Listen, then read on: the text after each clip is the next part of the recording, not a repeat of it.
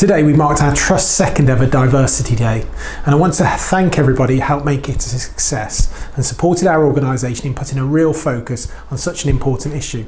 For too long, the same issues surrounding equality, diversity and inclusion have existed, but there hasn't been a concerted effort to drive forward change. This year, the killing of George Floyd, the Black Lives Matter movement and the inequality highlighted by COVID-19 has brought these issues to the forefront of people's minds. I've spoken recently about my father's experience of being discriminated against, which led to a period of homelessness and set the tone for the rest of his life. I'm fortunate that I didn't have to go through anything like the experience he did, and I know I'm privileged, but many others aren't.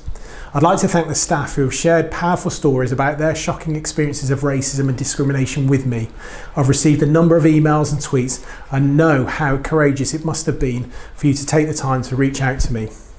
We've had the privilege of listening to our BAME Network Chair, Alicia Messiah, giving her personal experience here at the Trust, and it's a reminder that there is much more to do.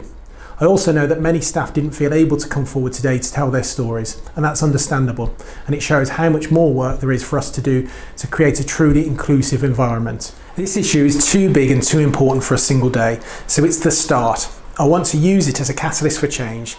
I want one of the legacies of our Diversity Day to be that our staff feel more able and willing to step forward to be able to tell their stories and for us to call out discrimination when we see it. I've worked in environments where there's been no real drive to debate and discuss equality, diversity and inclusion, where there's been a lack of appetite to confront the uncomfortable home truths and a lack of curiosity to really dig beneath what the data tells us about our organisation. That's not the kind of organisation I want to lead. As Chief Executive, I know I'm in a position where I can make a difference, and the truth is we all can. So today, I'm going to pledge to personally continue to drive forward a change in tone, culture and behaviour in this organisation. I'm going to make time for the board, executive team and the wider leadership team to focus on these issues so that discussion can turn into action.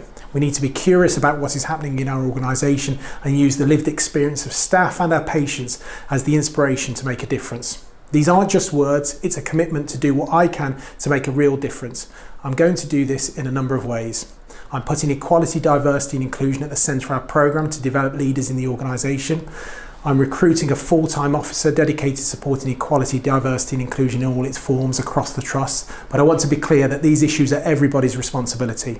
And I'm going to personally champion the BAME network and help the network to grow and develop. I'm going to put inclusion as one of the pillars of our wider work with our partners to create an integrated care system helping support and develop the leaders of tomorrow. People might say that some of these things take time and there isn't an overnight solution. And I agree that if it was easy, the problem would have been solved already. But just because it's hard doesn't mean it's not the right thing to do. And remember, during COVID, we reorganised the hospital in 5 days. We drove forward change at a pace that was unimaginable beforehand. So why can't we do the same now? You've heard my pledge for how I will make a difference, and now it's over to you.